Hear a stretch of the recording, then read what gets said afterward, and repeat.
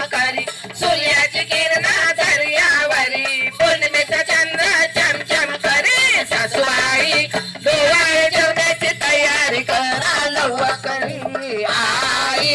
डोवाळे जेवणाची तयारी करा लवकरी चिंता नको मला भो